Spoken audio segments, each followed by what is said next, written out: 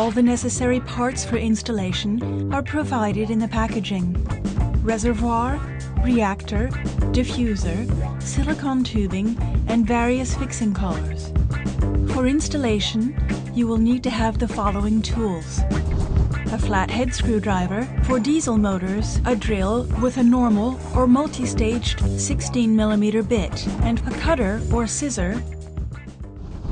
Step 1. The bubbler, which is the reservoir. Start by choosing the location in the engine compartment where you will place the reservoir, in a hot area away from cold drafts, for example, behind the engine or cabin in an easy-to-fill location. A self-regulated electric heater for the water is available in option. Attach the reservoir firmly in place with 2 long plastic collars.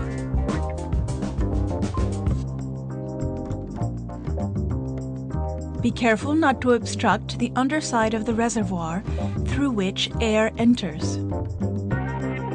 Verify that the reservoir is attached securely. Step 2. The reactor.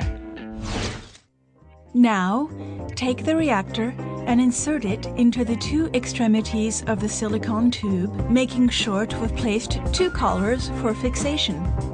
Tighten the collars with a flathead screwdriver. Place the reactor against the engine's cast iron exhaust manifold or on the hottest location on the turbocharger and attach it in place with a big metallic collar, making certain that the silicone tube does not come in contact with the manifold. Attention, the exhaust manifold is often difficult to access. Step 3. The diffuser.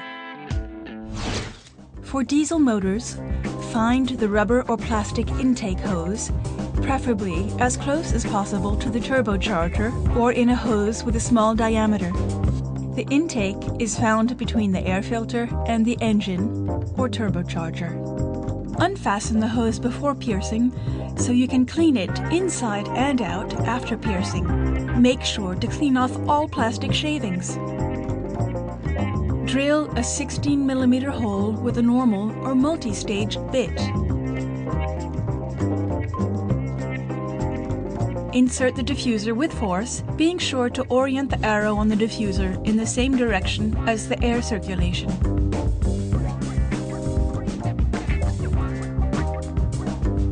Fix the diffuser in place with the plastic collars furnished.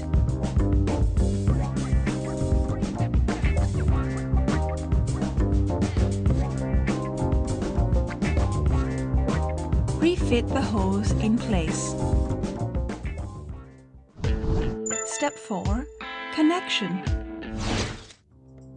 The silicone hose supplied is 2 meters long, which is sufficient, but be sure to cut in the right place. The connection between the reservoir and the reactor must be as short as possible. Avoid more than 1 meter's length. The entrance and exit of the reactor are interchangeable. No error possible. Link the silicone tube to the diffuser, making sure there are no low points in order to avoid accumulation of condensation when the engine is not running.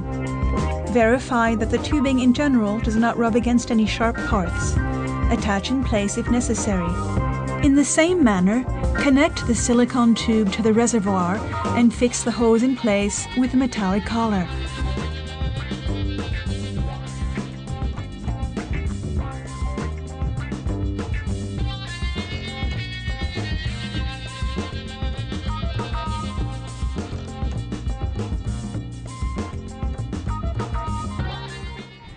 Step 5. Finish of installation and filling. Unscrew the cap and fill the reservoir with clean rainwater or distilled water, engine stopped, to the max level, visible from above once the floater arrives at cap level. Do not use chlorinated or hard water. Fasten the cap well after filling. You can now start your engine and verify the reservoir for formation of the air bubbles within. To do this, You need simply to accelerate the engine a little bit. For turbocharged engines, bubble formation begins at low RPM when the vehicle is in motion. For more information, please visit www.econokit.fr.